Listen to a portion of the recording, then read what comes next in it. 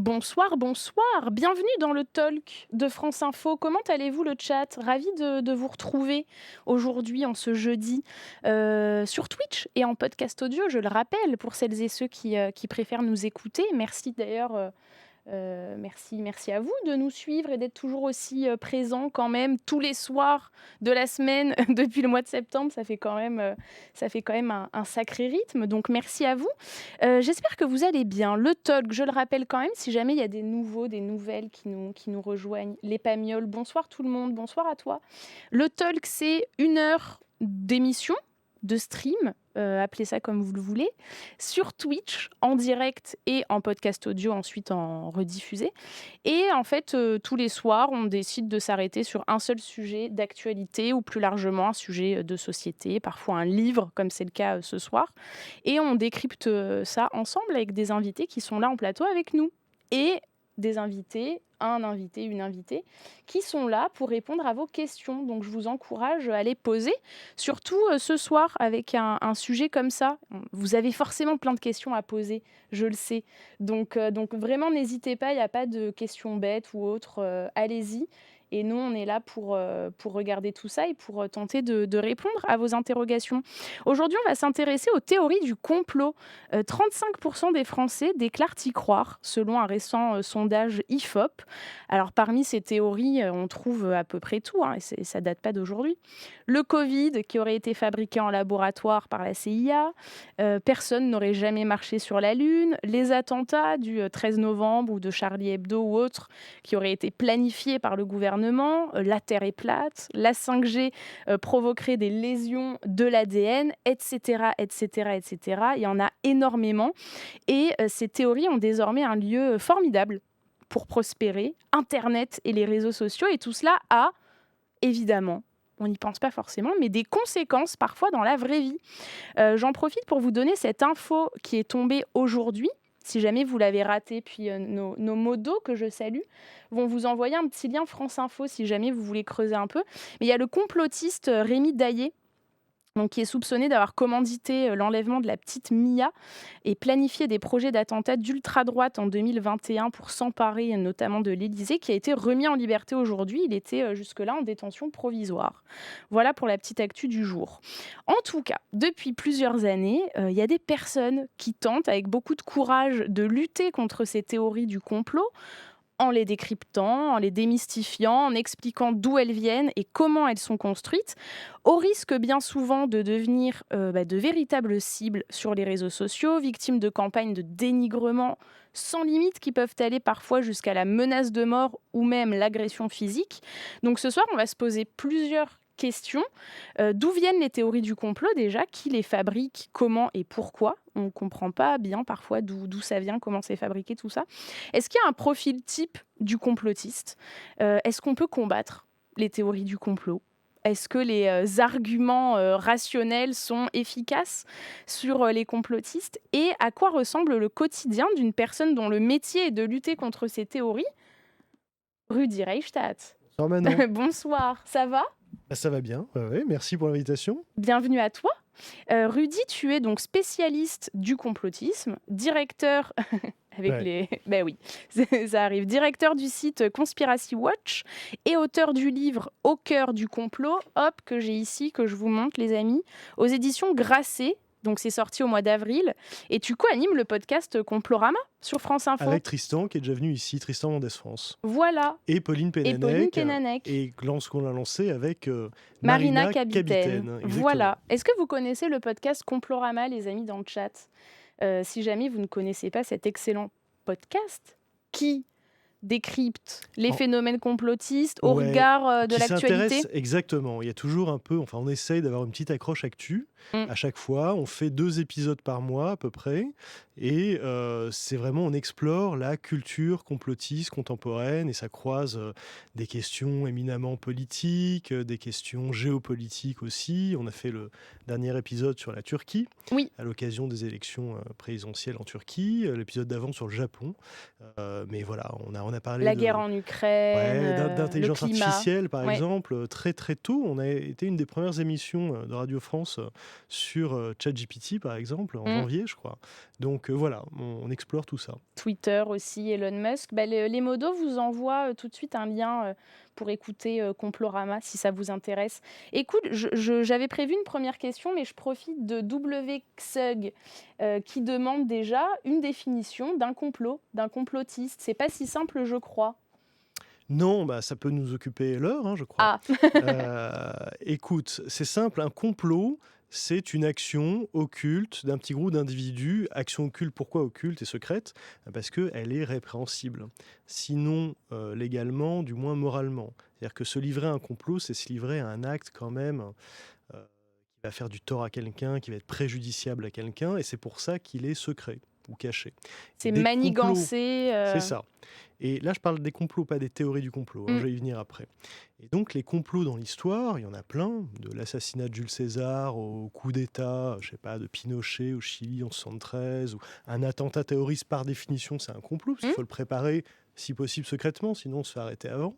Donc, des complots, il y en a dans l'histoire, ils ont fait en partie l'histoire, mais l'histoire s'est faite aussi sans complot. Il y a beaucoup de complots qui ont échoué dans l'histoire aussi.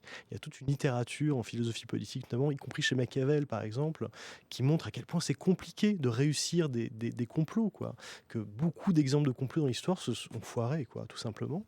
Parce que dès lors que tu mets plus de 5, 6 personnes dans la confidence, ben tu accrois à chaque fois le risque que le complot soit éventé et qu'il échoue. oui, Et puis, ça dure pas en général sur des périodes de temps très longues, les complots. Il faut que ce soit assez resserré, dans le resserré, temps. parce que sinon, chaque jour qui passe est une occasion que le complot soit dévoilé, etc. Donc ça, c'est la définition du complot Ça, tout c'est le court. complot, et voilà. Il y en a toujours eu, il y en aura encore à l'avenir. Il y aura des manipulations, des scandales sanitaires, politiques, etc. En fait, ça fait partie de l'histoire humaine, parce que tout simplement, dès que tu as des enjeux de pouvoir, eh ben, il y a des gens qui complotent, qui conspirent, etc. Bon. Et puis à côté de ça, il y a des choses qui ont fait l'histoire aussi, c'est les croyances en général, croyances religieuses, idéologiques, tout ce que tu veux, et des croyances spécifiques qui sont les croyances complotistes, qu'on appelle les théories du complot. Mmh. D'accord?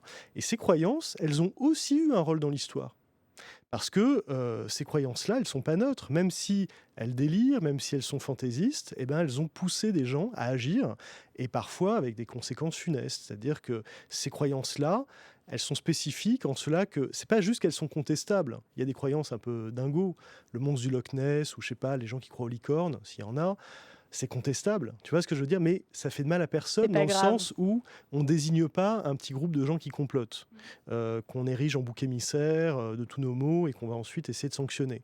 Les Or, attentats, certains attentats, par exemple, on peut considérer que c'est un peu l'aboutissement, bah, des attentats, funeste oui, parce d'un groupe de personnes qui délirent sur l'idée qu'il faut, punir ces gens-là, et mmh, cetera. Mais bien sûr, et c'est présent dans leurs discours, que ce soit les attentats d'ailleurs d'extrême droite ou islamistes, mmh, il y a toujours l'idée, on agit quasiment en état de légitime défense avant qu'il soit trop tard, et cetera. Parce que, je sais pas, notre religion, notre culture, notre race, est mmh. menacée, tu vois? Tu as ça chez les suprématistes blancs, par exemple, qui ont fait un carnage, le type qui a fait un carnage à Christchurch, en mars 2019 en Nouvelle-Zélande, il avait ça dans la tête quand même. Et puis, les génocides, ça se prépare idéologiquement aussi par des théories du complot, parce que les assassins ont besoin de discours de justification de leurs actes, pour le reste du monde et pour eux-mêmes aussi, pour avoir bonne conscience, pour tuer en toute bonne conscience. Donc c'est évidemment pas le seul effet des théories du complot, mais c'est vraiment l'exemple le plus, Ça leur fournit funeste, un socle, bah oui, en fait, ça a eu des conséquences dans l'histoire. Et donc nous, on s'intéresse à ça. Il faut savoir que la réflexion sur les croyances complotistes, elle est plus ancienne qu'on ne le pense. Il y a un texte de Voltaire, par exemple, qui date de 1745, qui porte sur la mort d'Henri IV, l'assassinat d'Henri IV, et qui décrit déjà quasiment une théorie du complot. Il n'a pas encore le mot, mais il le décrit. Et le mot, il est plus ancien qu'on le pense. L'expression théorie du complot, elle apparaît dans la presse française dans les années 1900. ça date pas des réseaux Ça sociaux, date d'il y quoi. a plus d'un siècle, en fait. Conspiracy theory, en anglais, c'est les années 1860. Donc voilà, c'est plus ancien qu'on le pense généralement. Et on va peut-être aller là-dessus tout de suite, mais peut-être sur le côté un peu personnel puisque c'est vraiment le point que tu abordes, le plus dans ton livre «Au cœur du complot». Hem, Toi, en fait, c'est une question basique, mais ça fait, quoi, une dizaine d'années, que 15 ans. voilà, 15 ans que tu t'intéresses, aux théories du complot, que tu essayes de les comprendre, de les débunker et cetera. À quoi ressemble, ton quotidien, en fait? D'abord, je le fais à plein temps depuis 2017, donc depuis 6 ans. Parce qu'auparavant, j'ai fait ça bénévolement pendant 10 ans. Ça me coûtait plus de l'argent et de temps qu'autre chose. Mais voilà, il y a eu un moment où il a été question de professionnaliser tout ça. Donc c'est le cas depuis 6 ans. Mon quotidien, moi je gère un site internet qui est consacré à ça. C'est le Mmh. seul service de presse en ligne en France, en langue française, qui est exclusivement consacré à l'approche critique des théories du complot, Donc la Conspiracy Watch. documentation c'est ça, conspiracywatch.info, la documentation du phénomène complotiste. Donc j'ai une petite équipe avec moi de collaborateurs, une directrice adjointe qui est Valérie Gounet, qui est historienne, qui est spécialiste du négationnisme, qui est spécialiste également de l'extrême droite française, donc qui a une expertise très forte sur ces questions-là. Et puis avec Tristan également, lui est davantage axé sur les questions de culture numérique, donc sur l'aspect et la dimension digitale de tout ça, Mmh. du phénomène, parce que c'est pas neutre du tout. Donc voilà, alors mon quotidien, c'est de gérer ce média. Je fais des interventions comme j'en fais Dans les là ce écoles. soir. Non, dans les écoles, assez peu. Mmh. Ça m'arrive d'intervenir quand on me demande, que je peux, qu'il y a un projet pédagogique, etc. Mais je fais assez peu en réalité d'interventions comme ça. Très souvent, j'interviens vraiment à la demande et parce que c'est possible et parce qu'il y a un engagement, tu vois, de la part des organisateurs, etc. Mais euh, comment dire, l'animation du site me prend déjà, m'occupe une grande part de mon temps. Et est-ce que tu es souvent la cible d'attaques sur les réseaux sociaux, j'imagine? C'est Ouais, alors quotidien, ça se surtout en ce moment. manifeste comment? Ouais, raconte-nous un peu. Oui, c'est quotidien. Alors, Est-ce que d'abord, c'est un sujet quand même? ça a commencé très tôt. Ça a commencé dès 2008, en fait, c'est-à-dire quelques mois après le lancement du site. Et puis, au fil du temps, ça s'est intensifié. Et je dois dire que là, alors singulièrement sur Twitter et Mmh. probablement aussi en lien avec la prise de contrôle de la plateforme par Elon Musk, Mmh. qui a vraiment, comment dire, désinhibé beaucoup de gens sur Twitter, qui se sentent Tu vraiment vois, poussés toi, la des ailes. différence, Ouais. tout de suite, ouais. Alors c'est très subjectif, tu vois. Mmh. Bah, déjà, il y a des complotistes qui ont des comptes certifiés. C'est ça, c'est-à-dire J'ai qu'en vu ça. fait, Je me suis dit: «Mais c'est bien fou». sûr, Je me suis dit: «Moi, je suis journaliste, j'ai pas la certif et il y a des on, complotistes qui l'ont». nous on n'a pas l'assertif. On C'est l'avait c'est sur le m l'ancien modèle, puis elle a sauté, et on et c'est refuse presque d'entrer le dans le monde à l'envers. système. Enfin, c'est vraiment le mauvais scénario C'est pour ça qu'il y a autant de tensions avec Twitter, de Elon film, Musk en quoi. ce moment, que Thierry Breton a dit qu'en août, il y aura l'application du DSA, enfin ce Mmh. texte européen. Bon, je ne vais pas rentrer, sauf si il y a des questions là-dessus, mais je ne vais pas rentrer dans le Mmh mh. détail de tout ça. Pour revenir sur ta question, Sur les attaques, oui, eh ben, il y a des dizaines de milliers de comptes qui ont été rétablis, qui avaient été suspendus. Et pas pour des mauvaises raisons, hein, parce OK. que c'était toxique, qui ont été rétablis et qui effectivement sont rentrés dans ce système Twitter Blue, c'est-à-dire la pastille bleue de certification, Et qui leur donc ils donne sont une revenus à prime la de charge? visibilité. Ah ouais, alors là, en plus avec l'idée que ils sont majoritaires, qu'ils sont très nombreux, et je pense que c'est une illusion. Je Oui, pense que c'est c'est ce que un tu biais. dis dans le livre, ils sont pas si nombreux que ça, en Non, fait. en Ils vrai, ils font sont du pas si bruit. nombreux, mais ils sont très bruyants.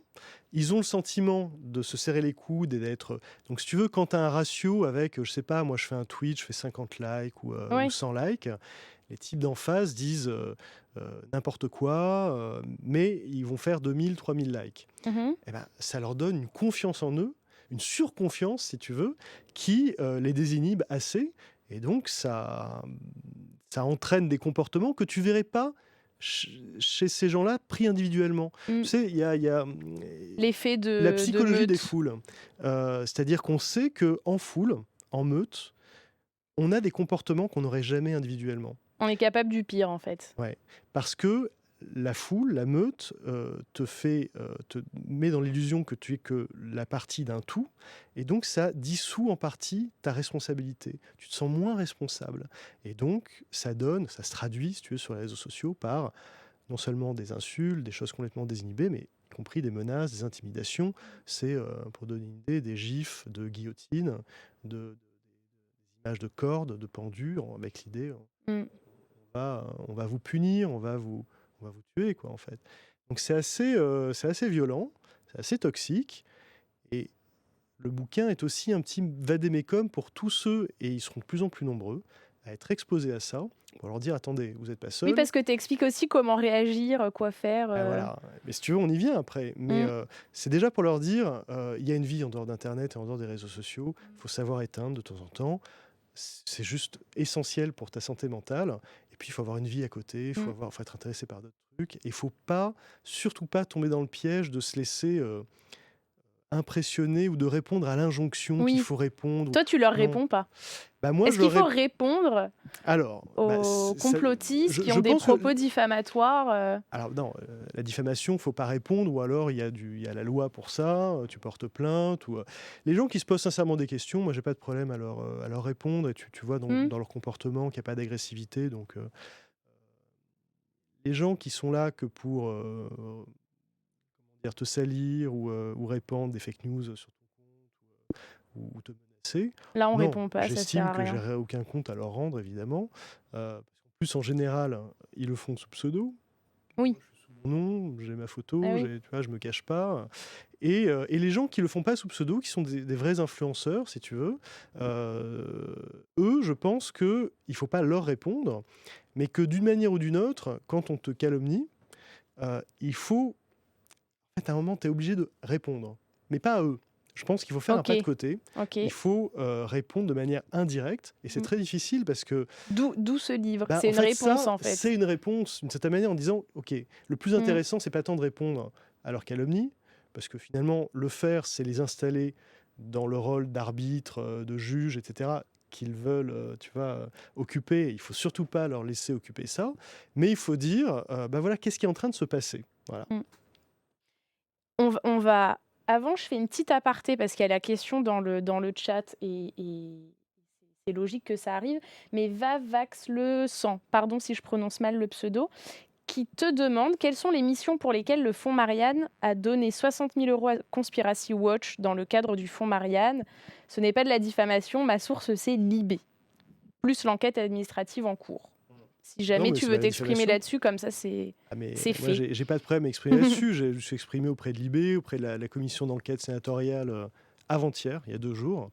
Alors d'abord, il faut savoir que, on a fait le choix, depuis qu'on a un budget, de plafonner à 50. C'est-à-dire on veut pas avoir plus de 50 de notre budget qui est d'origine publique. Mmh. Essentiellement soutenu par une fondation privée d'utilité publique, qui est la Fondation pour les morts de la Shoah, au titre de son programme de lutte contre l'antisémitisme, le négationnisme, etc. La passerelle avec le complotisme étant mais évidente, en Oui, fait, bah on là connaît le c'est on sujet. t'accuse Bon, de donc à côté de ça, heu, on a demandé à l'État, parce qu'on considère que c'est une politique publique, que de créer les conditions pour que la société civile, bah, contrecarre, la désinformation, le complotisme, parce que ça a des effets, y compris Mmh. en termes de stigmatisation, de minorités, et de radicalisation. Donc une raison que nous, association à but non lucratif, C'est une mission de on a service, ouais, public en bah, fait, ouais, qui permet de exactement. lutter contre alors c'est quoi le terme? Contre les séparatismes, Alors, ça, c'était en cadre de l'appel à projet Fonds Ah Marianne, le d'accord, mot OK. séparatisme. Mais avant ça, on était déjà soutenus. Oui Et voilà. juste, ce qui a changé pour nous, c'est que cette année-là, on nous a dit, ben, on vous invite à candidater dans le cadre de l'appel à projet Fonds Marianne. Oui, c'est Mais en ça. fait, ce que j'ai appris, moi, en écoutant les auditions, c'est que cet appel à projet était doté de 2,5 millions et finalement, ils ont distribué 2 millions parce qu'ils n'ont pas eu autant à dépenser, en fait, sur les projets. Il y a plein de projets qui sont écartés. Et en fait, c'était la même enveloppe que l'année précédente, fléchée sur les actions de lutte contre la radicalisation. Donc en fait, c'était une sorte, et c'est pas une critique, hein, dans ma bouche, hein, je comprends, mais il faut comprendre ce que c'est une sorte d'habillage euh, marketing ou de communication d'une action de politique publique Mmh. suite à un drame particulièrement atroce qui est L'assassinat. l'assassinat de ce professeur d'histoire, Samuel Paty, en octobre Mmh. 2020. C'était la réponse politique, si tu veux, du gouvernement en disant OK, on va faire émerger des projets de la société civile qui fonctionnent pour lutter contre ça. OK. Pour en revenir aux attaques sur les réseaux sociaux, que tu «subis» entre guillemets, hem, de quoi on t'accuse et de quoi on vous accuse plus globalement, si on prend les collègues, Julien Pain, Tristan Mendès Ouais. France, de qu'est-ce qu'on reproche aux spécialistes, de la complosphère, du Bah, en fait, complotisme? mets-toi dans une mentalité complotiste. Tu te dis finalement, nous on dénonce un complot. On a des gens qui arrivent et qui nous disent non, vous n'avez pas de bonnes raisons, de raisons rationnelles, de raisons factuelles de dénoncer ce complot parce qu'en fait, il n'y a pas de preuves, c'est introuvable. Votre complot, il est introuvable. Eh bien, Pourtant, il est sourcé le travail que vous faites. bah oui, mais il y a donc l'idée que si nous on critique les croyances complotistes, eh bien, c'est que on est payé pour ça et qu'en fait, nous, on fait partie du complot. D'accord. Donc en Alors, gros, tu es accusé d'être voilà, complotiste. c'est-à-dire qu'en fait, si tu critiques des gens qui croient à des faux complots, Mmh. tu deviens toi-même un acteur Oui, fantasmé du complot qui est dénoncé, tu tu vois? critiques leur réalité, donc c'est toi qui deviens Voilà, le et complotiste. j'imagine qu'ils le vivent douloureusement, et cetera. Alors, soit en gros, il y a 2 grandes manières, soit ils expliquent que tu es un bisounours, que tu es naïf, que tu comprends rien. Moi, ça fait longtemps qu'on me dit plus ça, parce qu'on me dit: «Ouais, en fait, il est trop impliqué dans l'histoire pour pas comprendre ce qui se Mmh. passe, donc je suis un complice». Voilà, je suis pas un naïf, je suis un complice et donc mais il faut voir, là, encore récemment, il y a quelques jours, un type, je ne vais pas citer son nom, mais une Mmh. figure de la complosphère francophone contemporaine, dit que nous, Conspiracy Watch, on défend des criminels, des pédocriminels, des... que en fait, il faut vite fermer notre site parce que c'est très grave et on sera jugé, etc. Enfin, donc on nous traite de criminels, quoi, alors que on fait un travail d'information, sourcé, Mmh. documenté. Mais On alors ça, dit ça voilà ce qu'on revient peut dire. souvent les accusations de pédocriminalité, Ouais, même chez les journalistes. ouais. Dès Bah, qu'on fait un sujet, là-dessus, on finit presque sur un site, bah, surtout quand, complotiste avec notre tête et tout, bah, quoi. surtout quand on Ça dit vient d'où ce attention, truc-là? bah, ça vient, c'est un truc simple, c'est que la pédocriminalité, ça indigne tout le monde. Ah oui? Enfin, tu vois, effectivement, les enfants, toucher aux enfants, C'est le c'est ce pire qu'il y a de crime pire. dont on puisse t'accuser, en fait. Exactement, exactement. Et surtout, ça indigne tout le monde. Donc, si on peut faire l'amalgame avec toi pour te combattre en disant, bah, en fait, t'es complice des pédocriminels, bah, c'est jackpot, en fait. Ça te salit, c'est fait pour Mmh. salir, quoi. Donc, c'est vraiment l'accusation la plus poisseuse, quoi. Tu vois, la plus... et euh, j'ai un peu perdu le fil, mais... De quoi on t'accuse? Alors, tu veux dire au cours des dernières années ou là très Là, récemment? récemment, on Mais va en prendre fait, ce qui est les marrant, c'est que toutes ces accusations, le plus souvent, elles s'excluent mutuellement, quoi. C'est-à-dire elles ne tiendraient pas dans le même cadre. Donc, tu as envie de leur dire très souvent, mais choisissez votre camp, quoi. Arrêtez-vous sur un truc, qu'on en finisse. Ça a été tout. Ça allait de la CIA au Mossad mmh, à agent d'Anne Hidalgo, j'ai eu ça une fois, à agent alors de Emmanuel Macron, parce que forcément c'est le gouvernement, etc. ouais, La bien-pensance, je sais plus quoi, l'idéologie remplaciste, davocratique, d'accord, le transhumanisme, les big pharma, voilà. d'accord. Et C'est puis, toi qui as créé le covid, quoi, presque. non, mais en gros, On je t'accuse de défends des tout. criminels. Voilà. L'idée, c'est vous êtes Mmh. le larbin, le défenseur de criminels, etc.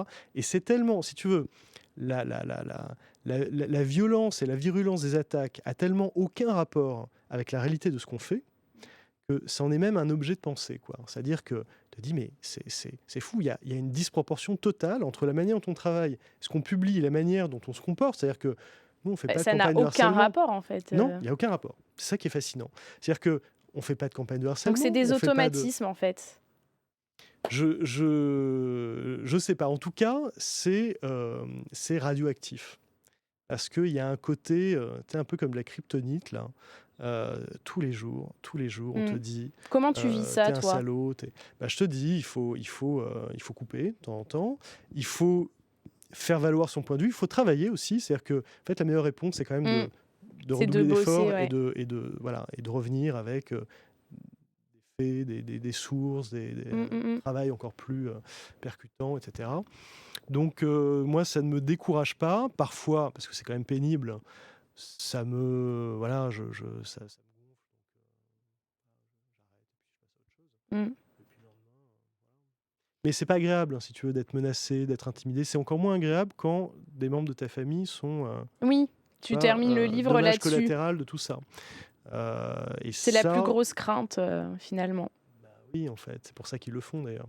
C'est pour t'intimider, c'est pour que tu en fait, c'est pour te Tu déjà hem, pensé à arrêter? bah, oui, mais jusqu'à maintenant, je non. Mais oui, parce qu'en plus, je pourrais faire d'autres choses Oui. et en réalité, des choses beaucoup moins exposées, tranquilles. Mais c'est quand même intéressant ce que je fais. C'est-à-dire que travailler sur les théories du complot, tu vois, ce qu'on fait à Complorama, ça se renouvelle en permanence et surtout, le travail de contre-enquête, il est très riche, quoi. La matière est hyper Mmh. intéressante. On passe de Tu questions pas envie économiques. d'abandonner, en fait, tu le vivrais un peu comme ça? Bah, oui, en plus, il y aura un côté, Il y a un on côté, jette l'éponge, donc en duel fait, quand ils ont même gagné. presque, ouais. Ouais, alors duel, en même temps, je me sens pas en Enfin, duel avec ces gens-là parce que je me dis que j'essaie d'être utile, quoi. C'est plutôt ça le Citrouille dans le chat qui demande: «Comment peut-on devenir et rester complotiste malgré toutes les dissonances cognitives que ça peut engendrer?» mais c'est précisément du fait des dissonances cognitives. C'est précisément parce que la théorie du complot, Mmh. elle te permet de te mettre à l'abri, du réel et donc de Mmh. résorber une dissonance cognitive. On te dit, en gros, tu es traversé par des croyances, il arrive quelque chose, que tu avais pas prévu, qui vient contredire complètement ta vision du monde. Mmh. Et ben là, soit tu mets à jour tes croyances, tu en changes, tu les adaptes, tu t'ajustes. C'est ce qu'on fait tous, en général, la plupart d'entre nous, tous les jours ou régulièrement. Ou bien tu te mets à l'abri du réel et donc tu fais un pas en avant dans la fiction. Et pour ça, la théorie du complot, c'est une béquille, c'est une manière de se raccrocher quand, je sais pas, quand le sol se dérobe sous tes pieds parce que il y a un truc, une réalité qui n'est pas possible à assumer, à supporter. Il y a des réalités insupportables. Donc voilà. Le problème, c'est que le réel, à la fin, il se rappelle à toi. C'est comme un mur, quoi. Tu finis par te cogner. On va revenir après sur le profil des complotistes. Pardon, on nous signale dans le chat que parfois ton micro se coupe. Ah, Alors c'est faire pas attention. son micro, est coupé par les complotistes. Marie de 111 qui rigole. Donc peut-être qu'il faut que tu le rapproches. Ouais, je vais faire Parfois, attention. quand la voix est trop faible, ça a tendance à couper le micro c'est un réglage automatique. Et Jugraphe, oui, on va jouer le dessin que tu as préparé, tout à l'heure. Je te l'ai montré? J'ai oublié, Non, tout tu à m'as pas l'heure. Bon, montré. mais je vais le jouer tout à l'heure.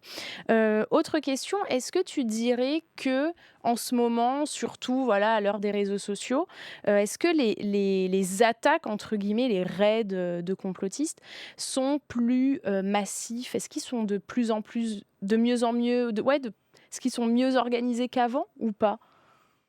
Bah, là, on est dans une période où ils sont quand Est-ce même que ça se très, structure en très gros? organisés. Alors, je sais pas à quel point c'est des raids très organisés. Mmh. Nous, ce qu'on voit, c'est arriver des commentaires haineux ou très violents après qu'un type important, enfin important, qui compte dans ce monde-là, Mmh. ait sorti une vidéo d'1 heure sur nous. Voilà, il y en a eu quelques-unes ces derniers jours, ces dernières semaines. Donc, oui, on voit une sorte de pic de commentaires, etc. Puis bah, ça dure 2 3 jours et puis Mmh. ça passe, quoi. Donc, je pense que soit organisé, peut-être une partie d'orchestration de ça, mais je crois même pas. Et Une question de AEG Myosine qui dit: «Comment gérer quand on a un proche qui est pris par les théories du complot?» C'est une très bonne question, AEG Myosine. Effectivement, ça peut arriver. On peut se retrouver mmh, parfois, bah, on bien sûr, revoit un membre de notre famille qu'on n'a pas vu depuis hyper longtemps et là, on se dit: «Mais non, oh, il est tombé mais dedans». ça arrive tout le Comment on temps. réagit? Bah, alors après, il faut voir si c'est quelqu'un qui est vraiment tombé dans la marmite, c'est-à-dire qui adhère à plein de théories du complot, pour qui c'est vraiment une vision du monde, c'est structurant. Quel cas, je suis pas sûr qu'il y ait grand-chose à faire, mais voilà, si c'est quelqu'un à qui on tient, il faut pas couper le lien. Donc il faut essayer de le raisonner. Si on tient à lui ou à elle, bah, il faut d'autant plus essayer de le convaincre qu'il est sur une pente glissante. Mmh. Et voilà, si on se soucie un peu de lui, voilà, je crois pas que Donc on la argumente, on oui, n'évite pas le sujet, quoi. non, je crois pas. Mmh. Parce que, bah, je sais pas, si tu as quelqu'un de ta famille à qui tu tiens ou un ami à qui tu tiens qui sort un truc raciste un jour, tu vas lui dire quand même que ça te dérange, mais surtout que ça te dérange que lui, Mmh. à qui tu tiens, il sort un truc comme ça. Donc, Quand on est moi journaliste, ça arrive souvent de se retrouver avec des gens, qui sont un peu à la limite, hein. ouais, mais quand tu es journaliste, ton boulot, c'est de les interviewer, c'est de les interroger. C'est Bah pas oui. forcément, tu vois, tu dois garder une Non, forme de quand je neutralité. veux dire quand tu te retrouves, avec des amis dans un cadre privé, Ah oui, c'est hyper, hyper difficile, je trouve. La fille du soleil qui dit: «Comment on fait revenir les gens à la réalité?» Tu as déjà réussi à, rendre un complotiste, non moi, complotiste? je vais te dire, non, je crois pas. En revanche, C'est pas ton but, c'est pas j'imagine. voilà, c'est pas mon C'est métier, pas en la fait. mission, quoi. Nous, on parle essentiellement et on produit des contenus pour des gens qui sont encore accessibles à des arguments. Donc qui peuvent être en phase de basculement, mais qui, au fond, sont juste, voient ces choses-là passer, veulent de l'information là-dessus Mmh. et c'est notre cible, en fait, d'une certaine manière. C'est à ces gens-là qu'il faut parler parce que c'est les plus nombreux, parce que c'est normal d'être ébranlé par les théories du complot ou par les arguments complotistes. C'est assez naturel parce que on n'est pas des super-héros, quoi. On est On doute. traversé par des croyances, on doute, on est troublé par des arguments, et cetera. Donc c'est assez naturel. Mmh. Et surtout, il y a un effet d'intimidation intellectuelle lié aux théories du complot et tu sais, à ce qu'on appelle le millefeuille argumentatif. C'est-à-dire qu'ils ont plein d'arguments juxtaposés, empruntés à des champs très variés de la connaissance et tu peux pas avoir réponse à tout. Tu pas, tu vois, 8 diplômes dans 8 disciplines différentes, donc c'est assez normal d'être impressionné par ça. Donc moi, c'est aussi pour ça que j'ai créé le site, hein. C'est-à-dire Oui, que j'allais te moi, j'aurais demander. bien voulu, à l'époque où je l'ai créé, trouver un site Mmh. qui soit Conspiracy Watch et où je puisse, tu vois, étancher un peu ma curiosité, quoi, en disant: Mmh. «Mais qu'est-ce qui réponde à ça?» et cetera. Donc ça sert à ça et après, tu sais, tu vois vite si quelqu'un, en fait, est complotiste ou pas.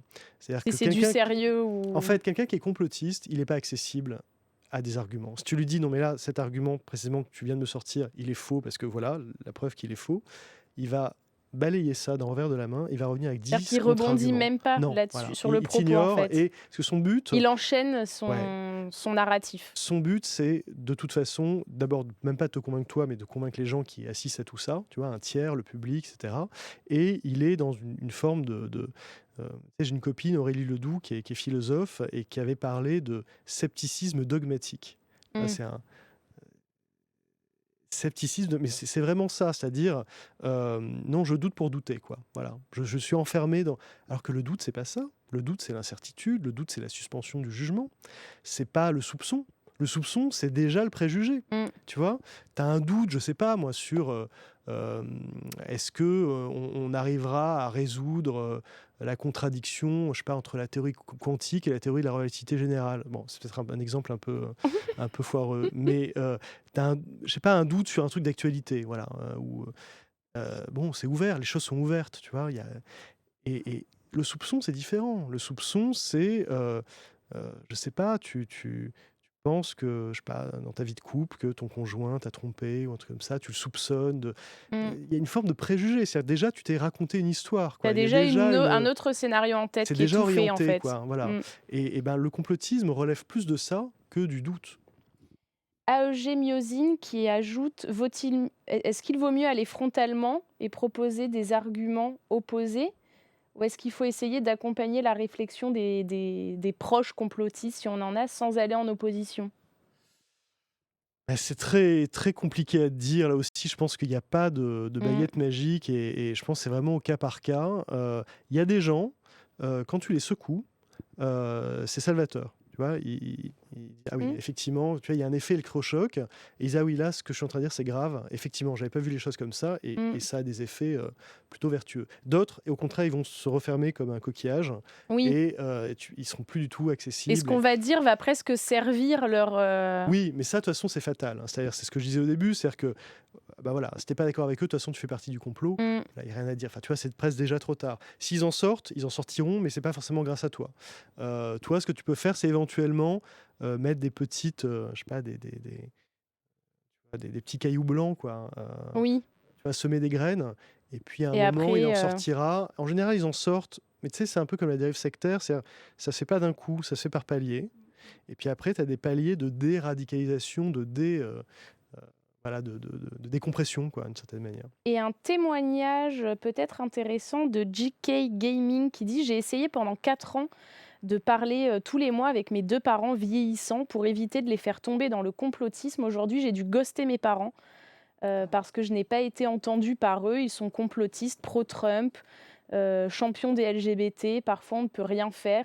Il ne faut pas s'accuser des vies de nos proches quand certains points nous échappent. Ouais, c'est-à-dire que Là, c'est carrément le c'est lien tragique, quoi. familial qui est Ouais. rompu à Mais de cause plus en de... plus. De plus en plus. C'est Le Covid a 2 été un moment réalités qui s'opposent et qui font qu'on peut même plus, vivre ensemble, qu'on peut quoi. même C'est plus quand même, parler, qu'on n'a même plus de terrain commun de discussion parce qu'on partage plus une réalité commune. ouais. Et ça, au niveau de la démocratie, bah, ça la met en péril directement parce que si tu as la moitié de la population qui ne croit pas que le Mmh. président qui a été élu, il a vraiment été élu, bah, en fait, c'est assez normal qu'ils montent à l'assaut du Capitole et qu'ils usent de violence. Je veux dire, ce qui s'est passé le 6 janvier 2021 Ouais. est quand même fou parce que enfin les États-Unis d'Amérique, ça existe depuis le XVIIIe siècle. Il n'y a jamais eu, depuis lors, d'alternance démocratique qui s'est passée de cette manière-là. Toi, qu'est-ce qui t'inquiète le plus en ce moment Bah ça, justement. C'est-à-dire vraiment la par rapport aux démocratie. théories du complot? C'est Ouais. ça. C'est ça, parce que, alors évidemment, il y a le terrorisme, il y a la haine en ligne, le racisme, les discriminations, etc. Tout ça, Mais il y a, évidemment. les attentats, les Mais, prises de Capitole, mais les voilà, tentatives d'assassinat. ce que ça a comme effet sur notre démocratie, vraiment sur la capacité qu'on a à se parler, Mmh. à ce que le dialogue démocratique soit pas un dialogue de sourds, en fait. Ouais, ça m'inquiète au plus haut point. C'est-à-dire, il y a des philosophes politiques, des politistes qui théorisent ça, qui parlent de déconsolidation démocratique, pour pas parler de Macron, là, de processus de décivilisation, mais Ah oui. de déconsolidation démocratique, ça oui, c'est un truc qu'on observe, c'est que la démocratie recule par rapport à l'époque où moi j'étais jeune, c'est-à-dire début des années 90, c'était le mouvement inverse, c'était la démocratisation du monde, quoi. Après la chute de l'Union Ah bah, oui, soviétique, oui, oui, là, internet, oui, au là, il y a début des années 2000, c'était plutôt vers ça qu'on était censé aller. c'est ça, et c'était la fin de l'histoire. Mais là, il y a un phénomène de contraction. Il y a un bouquin qui est sorti il n'y a pas longtemps qui dit qu'il y a 8% de la population mondiale qui vit sous un régime démocratique euh, plein, entre guillemets. C'est moins qu'il y a 30 ans. Ouais, c'est rien. Donc, ça Ça doit veut nous dire qu'on inquiéter. n'arrive pas à lutter, en fait, contre ce Disons phénomène? que le complotisme n'arrange rien à l'affaire parce que, alors le complotisme, on peut le voir de deux manières. Et à mon avis, il faut voir les deux. On peut le voir comme le symptôme d'une crise de confiance dans les institutions démocratiques. Mmh. C'est-à-dire, on fait plus confiance aux institutions, Mmh. donc C'est une conséquence. c'est une conséquence. Mais il faut jamais oublier ils rétroagissent sur la confiance Eh qu'on a oui. dans les institutions parce que c'est un agent actif, le complotisme, de cette crise de confiance. Il vient Mmh. creuser la crise de Donc c'est le confiance. symptôme qui Donc, alimente, le ouais, exactement. Donc, on est dans une sorte de cercle vicieux. Et je vois ces choses-là, si tu veux, depuis que j'ai commencé même, il y a 15 ans, je les vois plutôt se développer que refluer.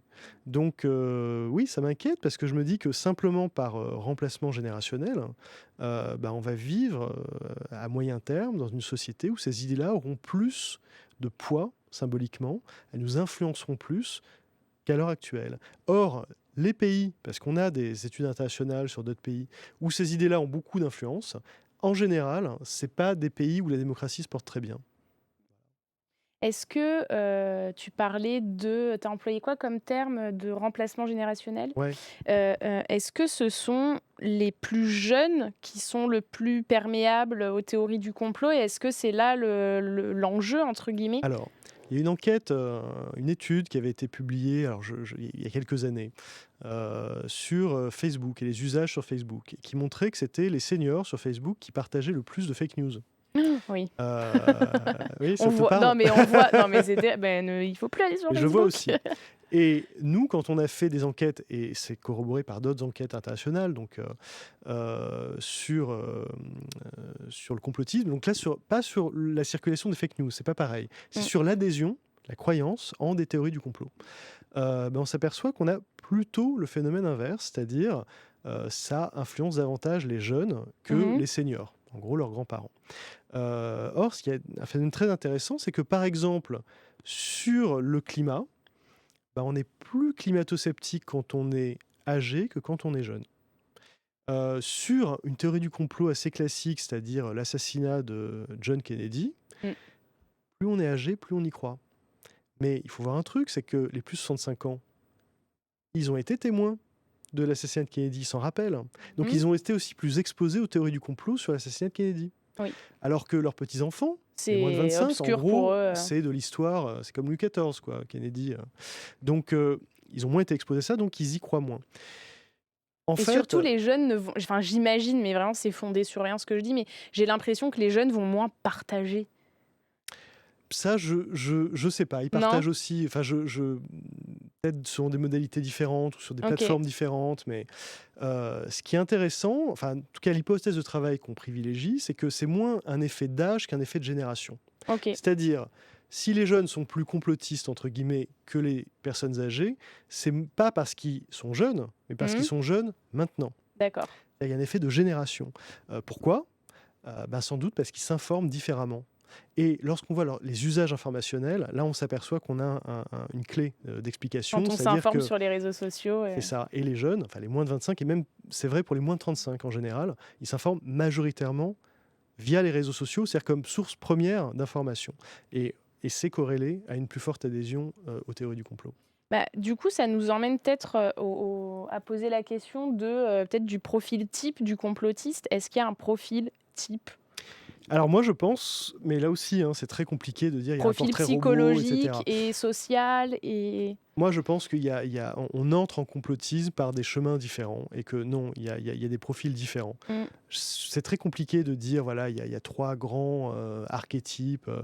En tout cas, je constate que ceux qui entrent pour des raisons qui sont d'ordre narcissique, c'est-à-dire, moi, on me la fait pas, j'ai compris le dessous des cartes, je suis une contre-élite, je suis pas comme tous ces moutons, je suis un éveillé, etc. mmh, C'est pas tout à fait le même profil psychologique que celui qui entre par détresse psychologique. OK, C'est-à-dire quelqu'un pour qui vraiment le réel est trop compliqué à assumer, quoi. OK Et qui dit non, et en donc fait, on je va préfère les théories s'échapper du du complot. réel, ouais. Exactement. Et puis, ouais, voilà, je pense qu'il y a au moins deux cas de figure assez différents. Tu dis généralement, ce sont des personnes dont l'estime de soi est fragilisée, Oui, bah oui, c'est-à-dire, avec un heu, côté revanche sociale un petit peu. alors avec le côté, j'ai le sentiment de ne pas avoir réussi ma vie comme j'aurais voulu, Mmh, qu'une forme de frustration par rapport à ce qu'ils auraient pu faire, et cetera, donc un ressentiment. Et puis, tu sais, en gros, quand tu réussis les choses dans ta vie, et cetera, tu es victime d'un biais qui est le biais du survivant, d'accord? Pourquoi les gens qui ont réussi par la méritocratie croient beaucoup en la méritocratie? C'est parce qu'ils ne voient pas tous ceux qui n'ont pas «survécu» entre guillemets. C'est-à-dire que pour eux, ça a marché. Donc ils ont le sentiment que ça pourrait marcher pour tout le monde.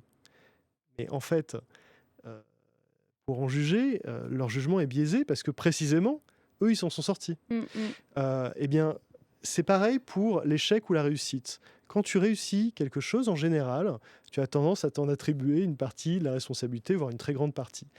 Quand tu échoues, c'est plus facile de se dire que tu as eu plein d'obstacles, que c'est pas de ta faute, que tu as essayé et que ça a pas marché.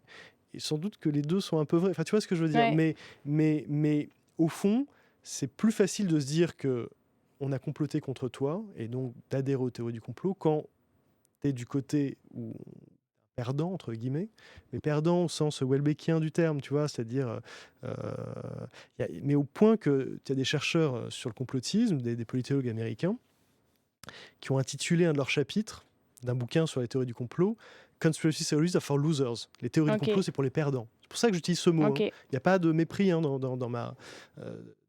ce que je dis. C'est vraiment c'est le mot qui est utilisé. Bon, il y a même un auteur allemand, Hans Magnus Enzensberger, désolé pour le, Oh là là, quelle mémoire! qui avait écrit un livre qui s'appelle Le Perdant radical, hein, qui était un essai sur les terroristes, en gros, et il faisait le tableau, là aussi, psychologique du terroriste, nihiliste, et il disait, très souvent, c'est un perdant, et il va accuser les autres, et Mmh. il va avoir des complots partout, parce qu'il va trouver là la source de ses échecs. Carrière qui dit: «Les réseaux sociaux participent en bloc au complotisme. Il ne croit plus aux médias classiques. Bienvenue en idiocratie». Est-ce que les médias ont quand même Une part de une responsabilité? part de responsabilité là-dedans? Bah, bien sûr, on a tous, une part de responsabilité et les médias, comme les autres et peu selon les médias, une Oui, plus ou moins je grande dis part de les médias de responsabilité, façon voilà. hyper, Et là aussi, on est obligé de raffiner parce que tous, se comportent pas de la même manière, ont pas les mêmes exigences et mmh, cetera. Nous, ce qu'on observe quand même, c'est le poids croissant de médias vraiment pure player qui n'existent que sur internet, mmh, la convergence vers des formats, hem, comment dire? On voit bien que la radio se met à faire de l'image et du son et de la mmh, vidéo de plus en plus. Bah, c'est ce qu'on fait, hein, en c'est ce fait. qu'on fait. On voit que, la télé, essaie d'être présent sur les plateformes. On fait même des Heu, podcasts, enfin voilà, tout, enfin, on va vers ça, quoi, vers une convergence, avec des médias qui ont des cultures au départ très différentes, presse écrite, radio, télé et cetera. Et puis, des médias qui étaient, je pense à un média, radio d'extrême droite, Radio Courtoisie. Nous, quand on écoutait ça dans les années 90, c'était pour rire. mmh. C'est-à-dire que tu avais des vieux nostalgiques du régime, de Vichy qui s'exprimaient, enfin, tu vois, c'était pas pris au sérieux, c'était vraiment, Maintenant ça l'est de un peu plus. maintenant, c'est devenu, pour une part de l'opinion, presque sexy. OK. C'est-à-dire qu'ils sont sur YouTube, ils ont une matinale qui est très suivie et on s'aperçoit qu'il y a une sorte de ils participent d'un Oui, écosystème, ils occupent le terrain. ils occupent le terrain et tu vois les mêmes C'est plus un invités. truc «alternatif» entre guillemets, C'est quoi. ça. C'est-à-dire que là, C'est ça monte hyper en gamme, produit en plus. en qualité. Il y a les gens mettent la alors une bonne manière de mesurer le phénomène complotiste, il y a pas que les sondages, hein, pour ça ou le c'est de voir si les gens sont prêts à payer. Ouais, S'ils mettent la main à la poche. Et nous, c'est ce qu'on vrai. constate depuis des années, c'est qu'il y a des campagnes de crowdfunding qui ont une dynamique très forte, Mmh. des types qui sortent de nulle part, qui lancent une monnaie alternative et qui lèvent en quelques mois 1 300 000 euros, un film complotiste qui se finance par crowdfunding qui lève des centaines de milliers d'euros. Enfin, je veux dire, on a plusieurs exemples de ça. Donc il y a un public pour ça, un public qui est prêt à payer. Le modèle paradigmatique, c'est Alex Jones aux États-Unis. Le type, au milieu des années 90, c'est un d'extrême droite qui a juste un micro dans un KGB, quoi, hein, pour faire simple. 10 ans après, c'est un multimillionnaire. C'est des dizaines de millions de dollars de chiffre d'affaires par an. C'est un petit empire digital de la désinformation complotiste. Et il ne fait que ça. Et au milieu entre deux théories du complot, il te vend des compléments alimentaires. Et même, il avait osé faire ça au printemps 2020. Il vendait un dentifrice anti-Covid. Il a acheté le dentifrice, mais tu sais, du type les charlatans qui te vendaient des élixirs Mmh. dans les campagnes. C'est dément, quoi. Et d'ailleurs, ce que je trouve, pour en revenir on est toujours dessus, mais sur le profil type un peu du complotiste, ce que je trouve intéressant, c'est que socialement, en fait, j'ai l'impression qu'il y a de tout parce que tu as aussi et pendant la pandémie, on l'a vu, des Ouais. médecins complotistes, des scientifiques complotistes, Alors qu'ils sont des surmédiatisés. politiques complotistes, Oui, mais alors les politiques, ils sont assez minoritaires, mais il y en a des quelques-uns qui humoristes. surfent sur le sujet, des humoristes, alors un Enfin, peu tu sur le vois, des retour, gens quoi. qui ont une tribune, qui sont visibles, qui je veux dire, c'est pas des gens qui sont tout seuls chez eux derrière un ordi, Bah, en fait, maintenant, si tu es derrière un ordi, tu peux passer à la radio, à la télé en faisant un visio, c'est surtout ça. mais un médecin complotiste, enfin moi je trouve Mais ça, même un prix Nobel. Tu vois ce que je veux dire? C'est-à-dire qu'est-ce qui se qu'un prix Nobel passe? ou un titre ou un diplôme, ça devrait pas être un permis de dire n'importe quoi. Ça Bah devrait oui. pas être un totem d'immunité. Ça devrait être au contraire quelque chose Mmh. qui te rend encore plus responsable dans ta parole, et cetera. Et on a assisté ces 3 dernières années clairement au contraire, en fait. Pardon, j'avais repéré un petit, ah voilà, Pimalu 427 qui dit, sur le profil type des complotistes: «Les climato-sceptiques sont généralement des vieux schnocks qui ont profité du pétrole à gogo et qui seront refroidis lorsqu'il fera +4 degrés». Peut-être qu'est-ce que tu as à nous dire sur, j'imagine que tout ce qui va toucher au climat, Alors, c'est il faut pas un imaginer que c'est qu'un truc de senior, la relève est assurée. C'est-à-dire qu'on voit de plus en plus de personnalités de la mmh. complosphère ou de la réinfosphère, Ah qui bah, se ils se positionnent nomment pas les là-dessus. climato-sceptiques, c'est quoi? Les Ah, constatistes ou je sais plus ou quoi? climato-réalistes. Oui voilà, les climato-réalistes. Climato-réalistes. Bon.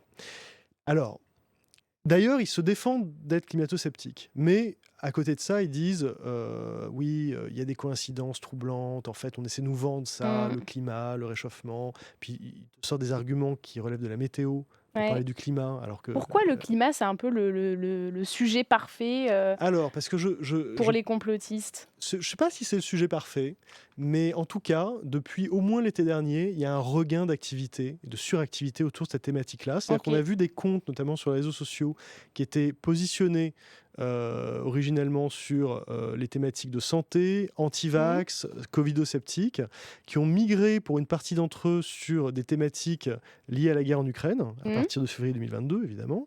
Et puis, à l'été 2022, c'est une étude du CNRS et le HESS qui a montré ça avec David Chavalarias en particulier, on a vu des comptes se ripolliner en climato-réalistes, en experts C'est du quoi climat. ripolliner? Ripolliner, c'est... Tu connais pas cette expression? Non! C'est la peinture, tu sais, le OK. ripolin, quoi. OK. Voilà, Je c'est-à-dire... connaissais pas. Est-ce que je suis la seule ou Non, pas, le non, mais chat? Je c'est me pas un suis vrai dit mot, c'est pas un vrai OK. mot. Mais si tu veux, se présenter comme des comptes spécialistes ou spécialisés sur les questions du climat, alors que 6 mois avant, ils étaient sur la vaccination. Enfin, tu vois. Ouais. Donc, alors pourquoi? D'abord, il y a l'analogie avec, on serait passé de la dictature sanitaire à la dictature climatique, OK. du pass sanitaire au pass climatique. En gros, il y aurait une sorte, pour le dire de manière grossière et caricaturale, de complot des écologistes et des experts du climat D'accord. pour nous imposer de nouvelles taxes, des taxes carbone, et donc nous faire peur avec le climat pour nous taxer davantage en vue d'un programme socialiste, collectiviste, communiste, tout OK. ce que tu veux. Et on Et, voit bien aussi la mécanique de protection un peu qu'il y a derrière, parce que forcément, c'est un sujet quand même assez anxiogène. et c'est anxiogène, exactement. C'est une Donc, manière de fuir le réel, on de veut dire, pas ok, voir, ça, quoi. je veux pas voir, ouais, don't look up. Mmh. Là, c'est vraiment... Mmh. Et puis, c'est aussi... perdu le fil. Non, non, je sais. Euh, En fait, on a un problème de climat. On ne sait pas si tous nos efforts pour essayer de le contrecarrer vont marcher. C'est très compliqué. On se dit, mais même nous, si demain en France, on devient neutre en carbone, Mmh.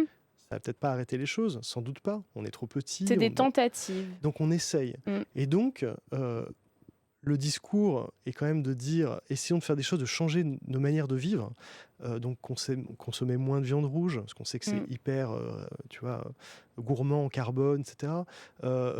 Changer nos manières de vivre, donc de consommer, nous alimenter, Donc ça etc. va tout de suite dans la vie des Donc, gens, en fait, et oui, ça a un rapport au corps, tu vois, ouais. quelque chose de très intime.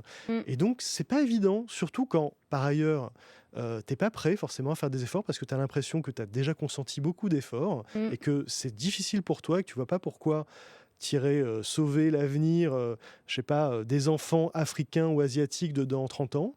Parce que tu vois, c'est ça, hein, ben, finalement, tu te dis, mais ces discours-là, ils m'emmerdent.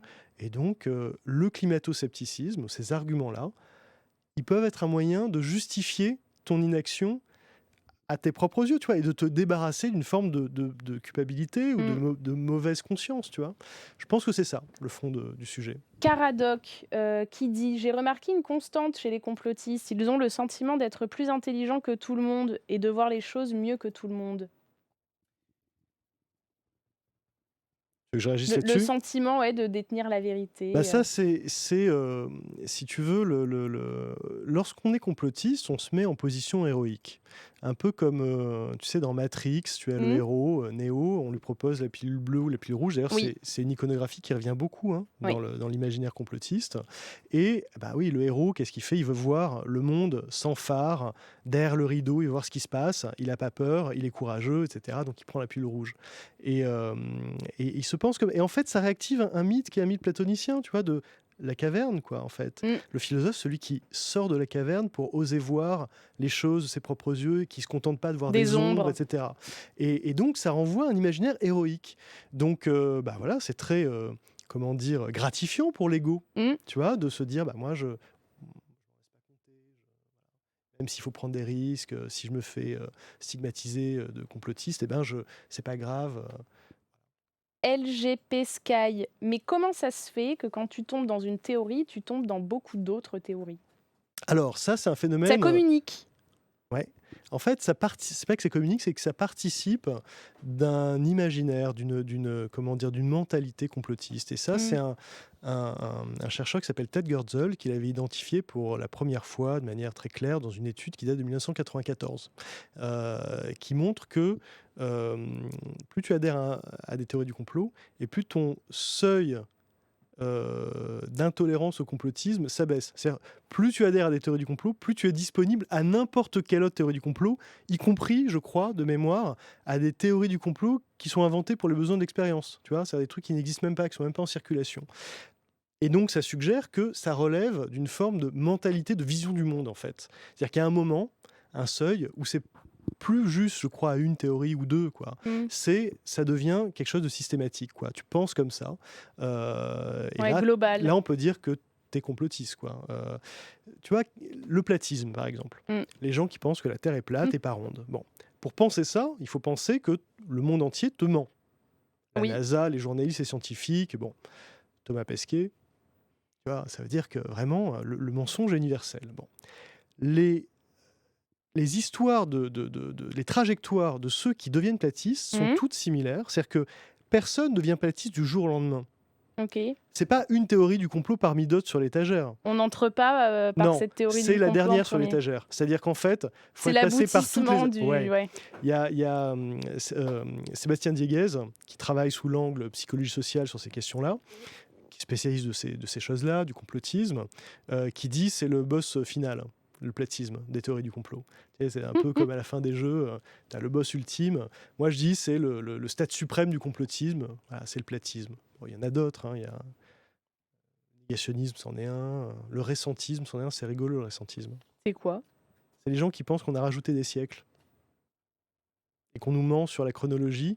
Et OK, c'est l'hypothèse du temps fantôme. d'accord. Oh là là, mais Il y a on des pages ignore entières de tellement de l'histoire, choses. ah ouais, des pages entières de l'histoire qui auraient été inventées. Et tu vois, c'est important parce que en fait, il y a une fonction qu'on cite assez rarement du complotisme, c'est celle de réenchantement du monde. Oui, En fait, c'est quand même vachement plus drôle, parfois, de se dire, ah ouais, en fait, de les penser extraterrestres sont qu'autre parmi chose nous, en fait, existe. la Terre est plate, en fait, la Lune est creuse, Mmh. en fait, tu vois, On a c'est, l'impression c'est, de c'est eureka quoi, on a l'impression de découvrir un truc, Ouais, et surtout, tu vois, ça réenchante le monde, ça met des étoiles, ça met des licornes dans un monde quand même assez, qu'on peut trouver un peu grisâtre, quoi, parfois.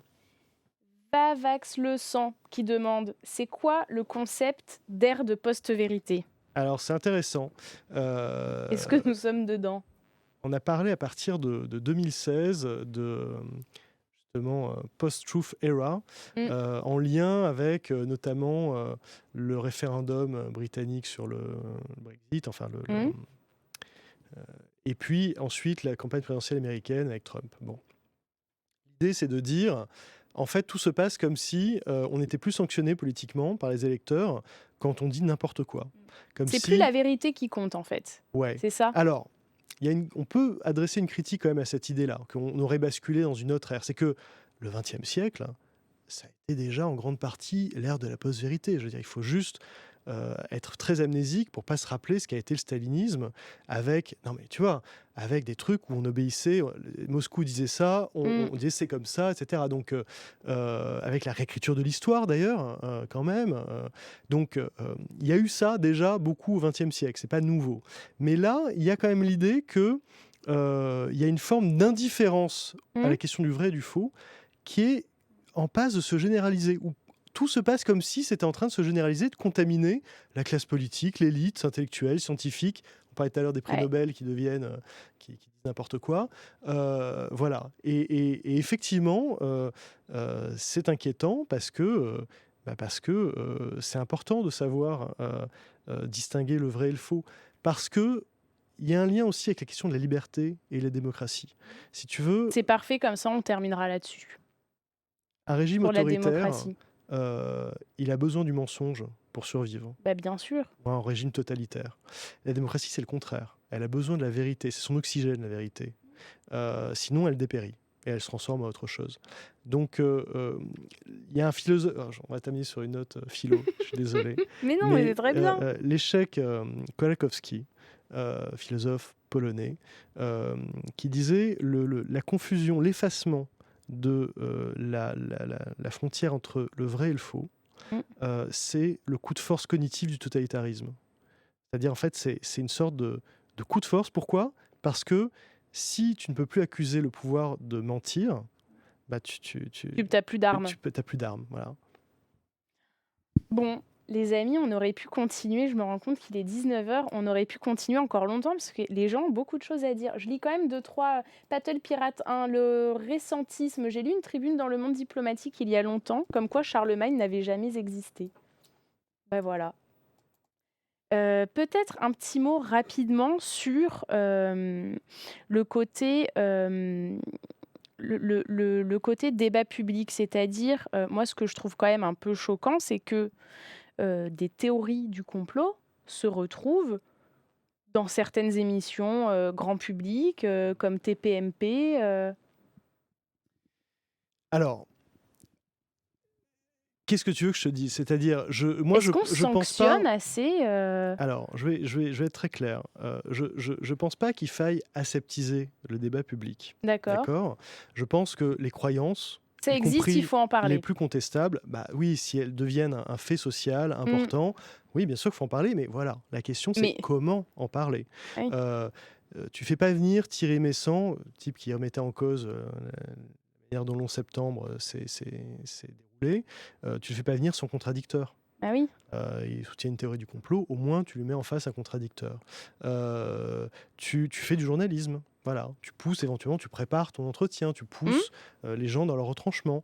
Et je trouve qu'on ne le fait pas assez, Parce que c'est le clairement. spectacle Et qui alors qui est voilà. Et alors l'objectif. par ailleurs, je suis pas sûr qu'on ait vraiment informé le public quand on a fait débattre deux personnes, quelqu'un qui relève, enfin, tu vois, qui a avec lui le consensus scientifique par exemple, et puis un type qui a juste un livre à vendre ou une vidéo YouTube. Mmh. Je veux dire, à la fin, en fait, qui on a pris pour des imbéciles, en fait? Bah, le public, hein. Comme si le débat pouvait trancher la question du vrai et du faux, alors que non. Si le complotiste ou le créationniste ou ce que tu veux, ou le négationniste, il est plus convaincant parce que juste il est meilleur sophiste, meilleur rhéteur que le scientifique qu'il a en face de lui, bah, en fait, il gagnera le débat. Mais un débat, il me semble, c'est pas le seul moyen d'accéder à l'information et à la connaissance. Oui. Il y en a plein d'autres. On peut faire des Surtout quand c'est reportages, hein, polarisé. surtout quand c'est polarisé. Voilà. Alors, est-ce que je l'avais noté? Attendez, j'essaye de remonter. Mais attends, tu as cité ah voilà, tu dis dans ton livre, enfin tu écris plutôt: «Une démocratie en bonne santé doit ménager un espace à l'expression des contradictions. Elle a aussi besoin de digues».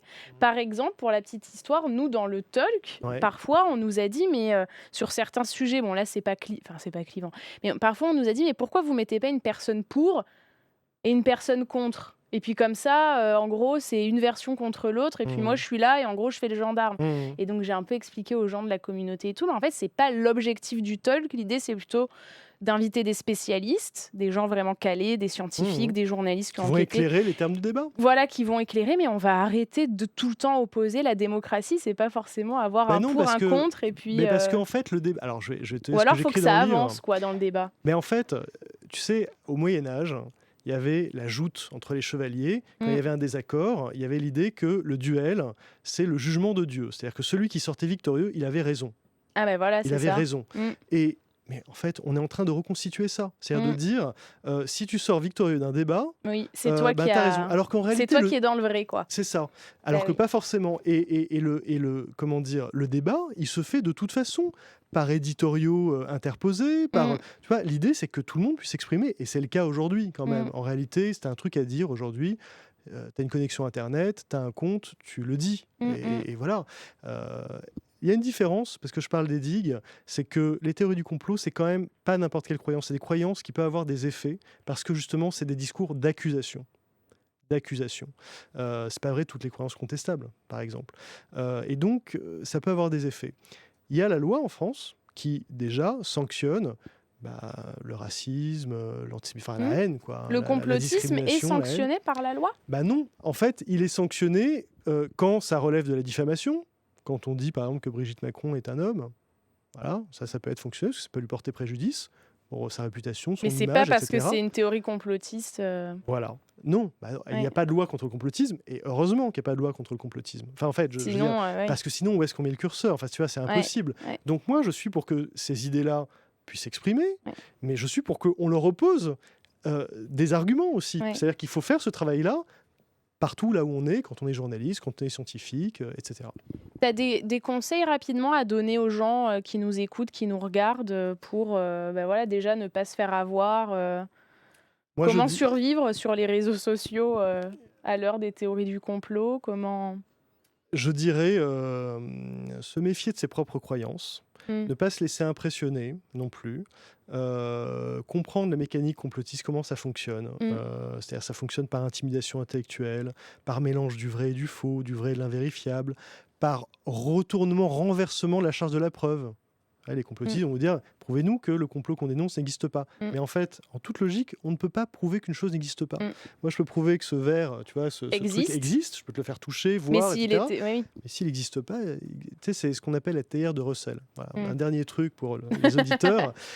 Bertrand Russell disait, bah, si vous expliquez qu'il y a une théière en porcelaine de Limoges en orbite, je sais pas, autour de Pluton, c'était pas son exemple, mais c'est pas grave, et qu'on n'a pas les télescopes pour l'observer, moi, je peux pas vous prouver qu'elle n'existe pas, cette théière. Mais si vous l'affirmez, c'est à vous de le prouver. La charge de la preuve, elle incombe à celui qui dit qu'une chose existe. Bah, c'est pareil pour le complotisme. Si quelqu'un dit qu'il y a un complot très grave qui existe, c'est à lui de le prouver. Merci beaucoup, Rudi Reichstadt, Caradoc. Merci. Que dire quand un de nos proches croit à ce genre de théorie? Alors, Caradoc, je t'invite tout à l'heure, enfin, la question a déjà été posée au début de l'émission, donc Rudy a répondu en grande partie. On a fait, Manon, un On- complorama fin Ah, 2021 sur ça, c'est-à-dire, en ah gros, oui, c'était l'angle. l'angle, c'était on prépare Noël en famille, quoi, et on sait qu'on va Ah parler de ouais. ça. Ah ben voilà. Et donc, qu'est-ce qu'on répond? Et bon, c'est peut-être pas le meilleur podcast sur le sujet, Mais il y a des mais il y a éléments des de choses, il y a deux, réponse. trois éléments. Ben voilà, Caradoc et les autres, n'hésitez pas, évidemment. Voilà, les modos viennent d'envoyer le lien à écouter le podcast Complorama, co-animé par donc Rudi Reichstadt, Tristan Et Mendès Tristan France et France, Pauline Pénanec. voilà. Ben merci à toi, Merci. spécialiste du complotisme, je le rappelle, directeur de conspiracywatch.info. Info. C'est important de donner le point après parce Ouais, que souvent il y a c'est des vrai. faux sites justement.